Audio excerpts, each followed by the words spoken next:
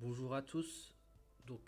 Dans cette vidéo, je vais commenter le cours que je vous ai envoyé sur l'intégration. Donc c'est la deuxième section de ce cours, le cours sur les primitives.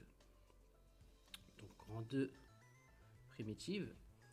Et donc on a commencé par ce cours commence par donner la définition de ce qu'est une primitive. Donc on part d'une fonction f qui est continue, qui est définie sur un intervalle. Donc on prend f minuscule et on note f minuscule une fonction dérivable est telle que la dérivée de grand F soit égale à petit f. Donc c'est ça une primitive. Donc si vous voulez, en fait, si on peut voir la dérivation comme une opération qui transforme une fonction en une autre, et ben dans ce cas la primitive ce serait la fonction inverse. Donc on peut voir ça comme ça. Donc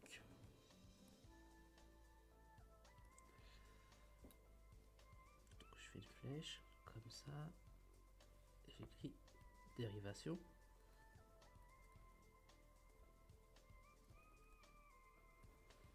Donc la dérivation va envoyer f sur f'. Et ben la primitive va faire l'opération à l'envers. Ça veut dire qu'elle va envoyer f' sur f.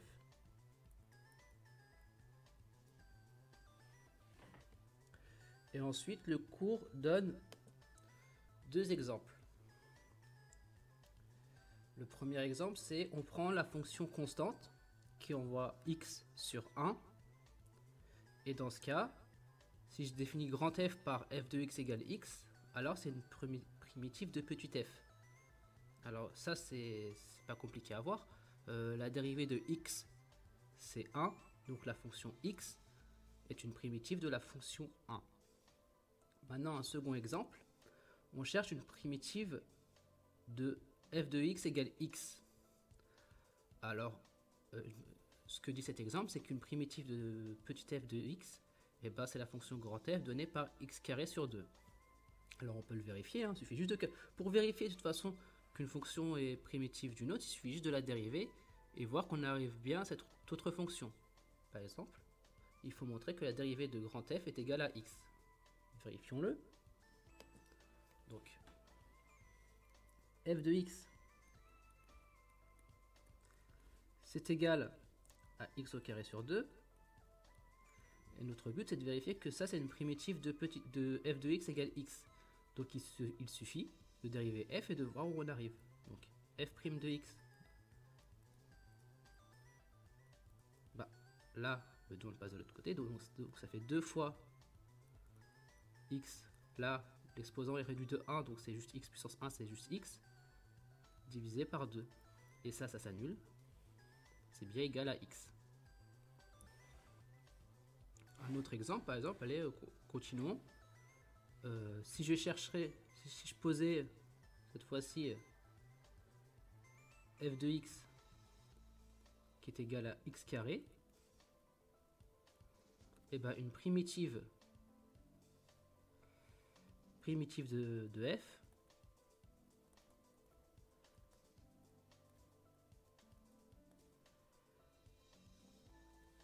ce serait la fonction, donc pareil, grand F de x est égal à x puissance 3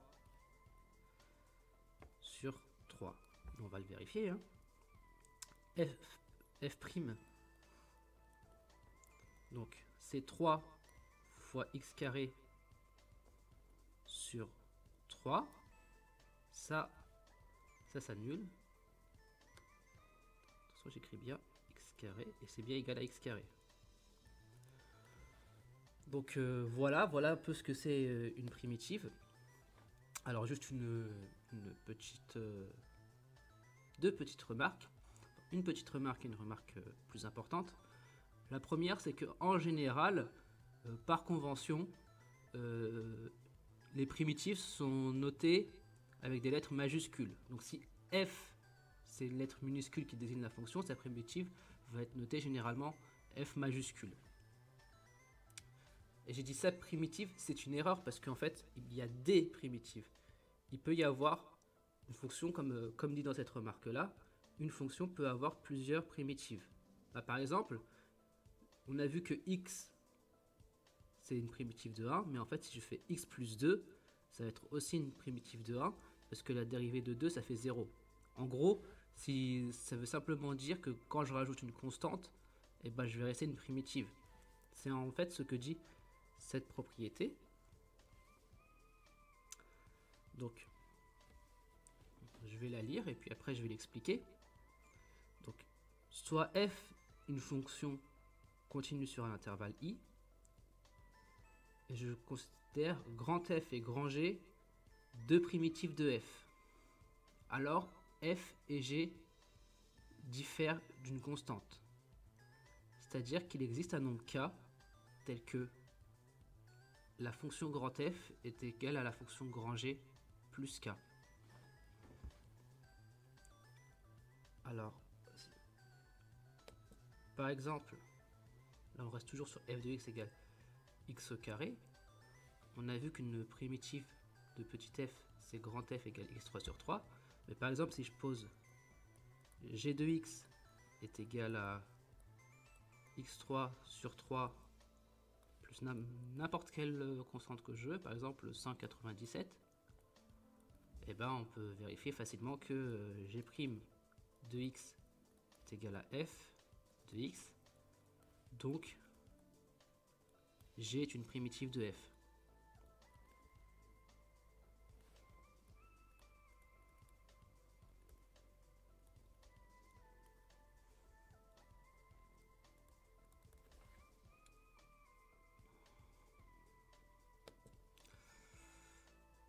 Donc en gros, ce résultat-là, ça vient juste du fait que quand je dérive une constante, ça fait 0. Donc là, si j'ai grand F et grand G, si je dérive les deux, ça va donner la même chose parce que là, à la fin, quand je dérive, ce petit cas-là, il va s'enlever parce que sa dérivée vaut 0. C'était la première partie de la propriété. La seconde partie de la propriété, c'est que si on fixe A et B deux nombres réels, il existe une unique primitive f, grand F de f, tel que f de a égale b. Donc, on reste sur l'exemple de x carré. Donc, par exemple, on cherche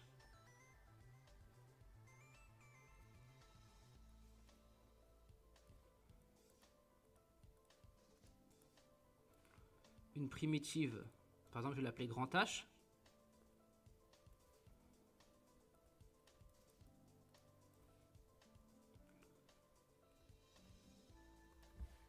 Tel que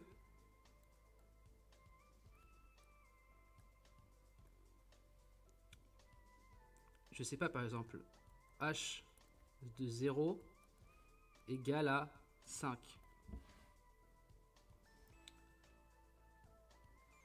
On sait que, d'après la propriété du cours, on sait que h de x, c'est égal à f de x, et que ça diffère de f de x à une constante. Donc c'est égal à f de x plus un nombre k, où k est un nombre réel, plus une constante. Donc je rappelle, la formule de f de x était x puissance 3 sur 3. Donc h de x est égal à ça. Et il reste à trouver le k. Et là, on a posé la condition. On a h0 est égal à 5. Là, on remplace. Ça fait 0 puissance 3 sur 3 plus k qui est égal à 5. Et du coup, bah ça c'est 0 sur 3, ça fait 0. Donc ça implique que k égale 5. Et donc, h de x, c'est x puissance 3 sur 3 plus 5.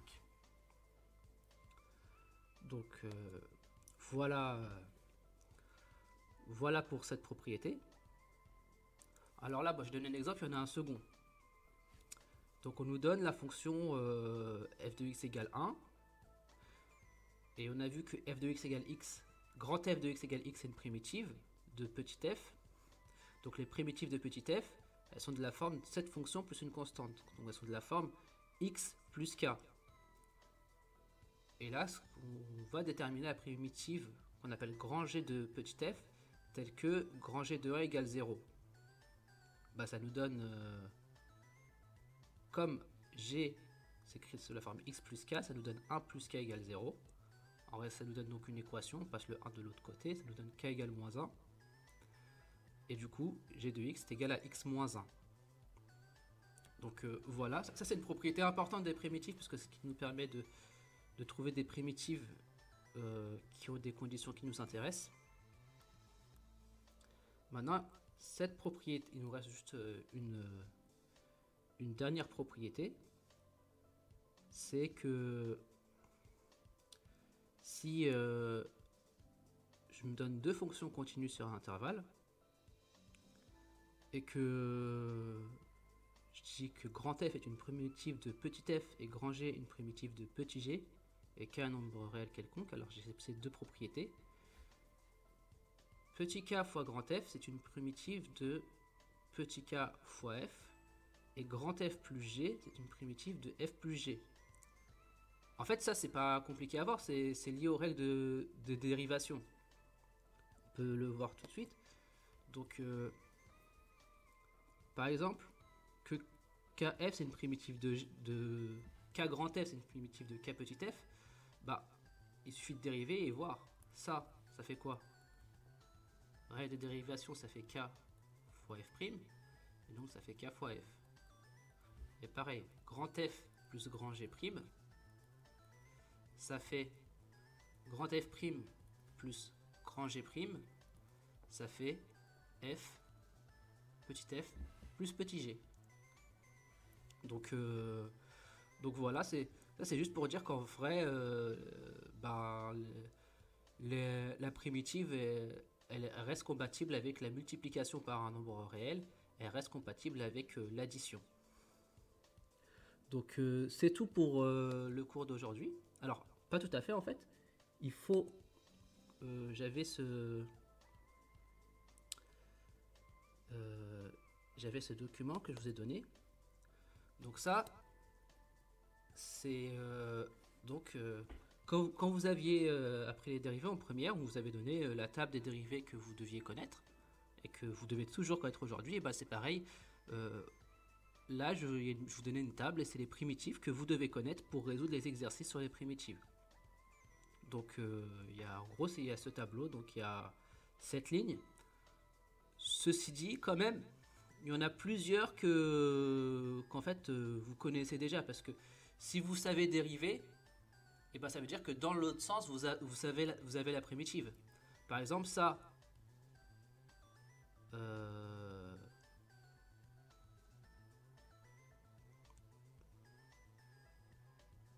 Oula, il y a une erreur sur ce...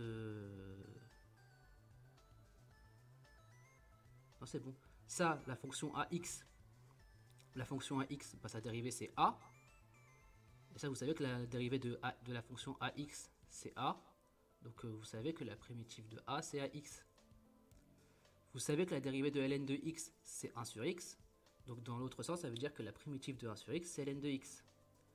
Vous savez que la dérivée de l'exponentielle, c'est elle-même.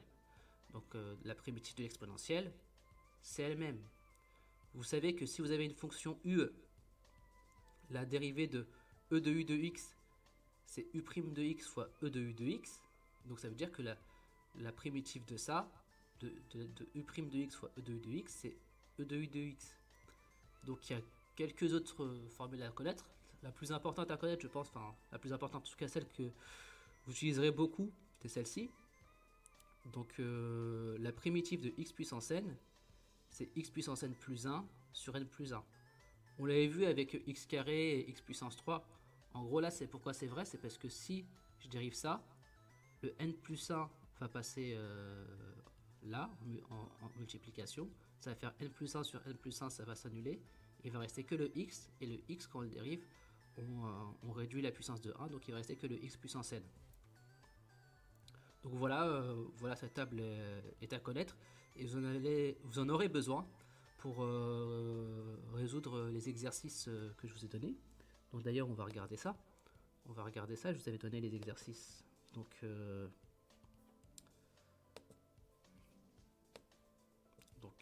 à rendre les 6 pages 128 et 44 pages 130. Et si vous voulez aller plus loin et encore vous entraîner, il y avait les 49 et le 53.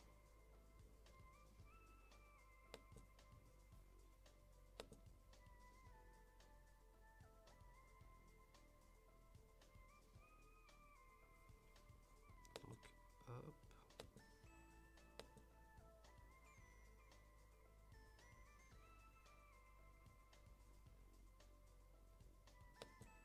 Donc voilà, par exemple, on regarde celui-là. Je vais pas vous donner la réponse, mais juste on va regarder.